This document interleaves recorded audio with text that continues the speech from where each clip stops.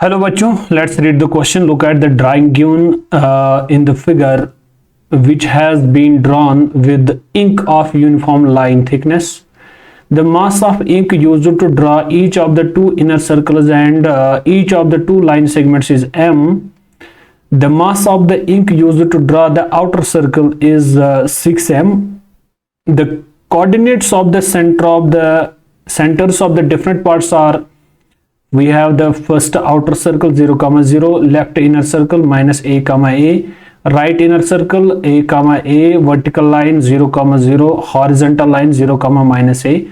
What we have to find? We have to find the y coordinates of the center of mass of the ink in this drawing is.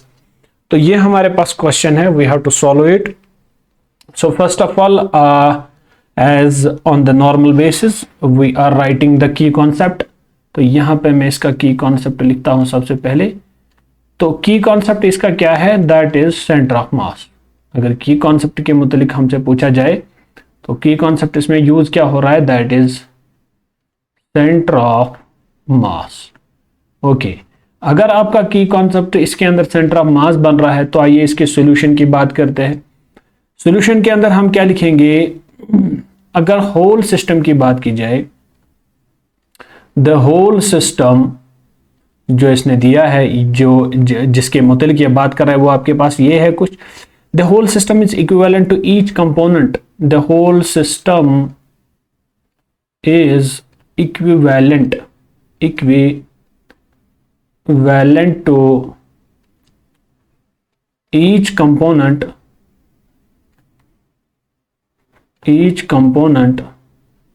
The whole system is equivalent to each component placed at their respective center of mass.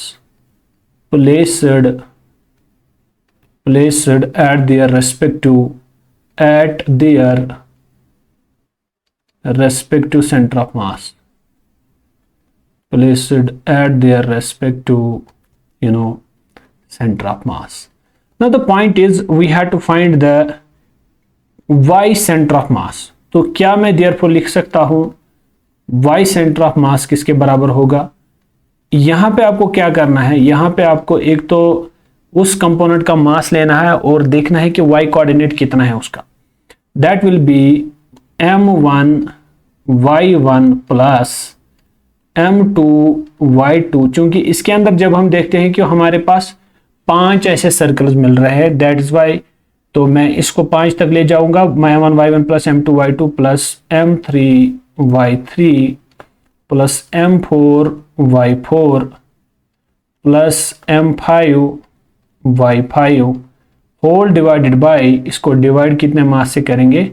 इसको हम 5 मास से divide करेंगे. m1 plus m2 plus m3 plus m4 plus m5.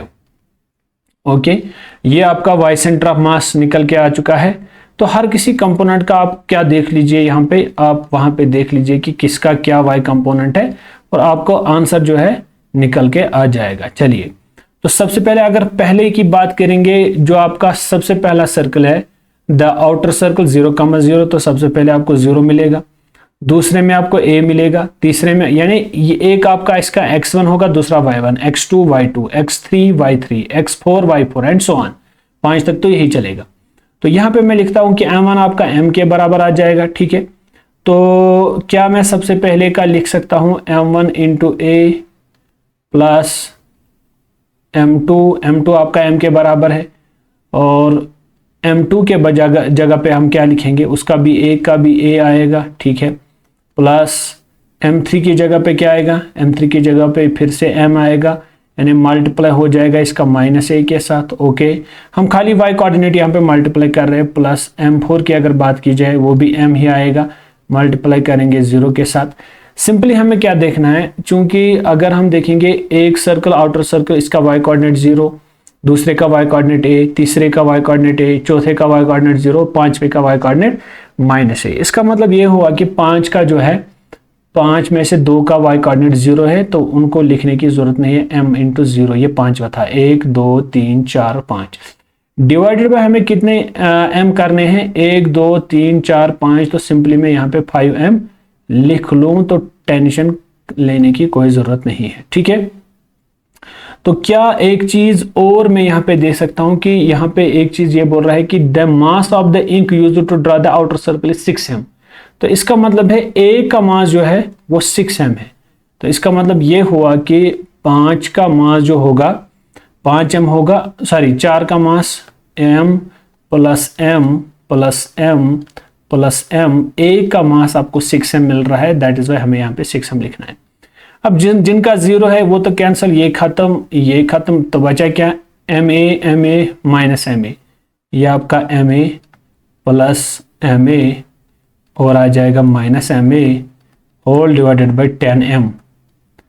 तो इसमें से आपका ये दोनों कैंसिल, तो बचा क्या, ma डिवाइडेड बाई 10m। तो m और m कैंसिल, इसका मतलब आपका y सेंटर ऑफ मास निकल के आ गया a/10। Hope you got the answer of this question. तो इसका सही आंसर जो बन रहा है आपके लिए, that is a/10 is the correct option of this question. Thank you.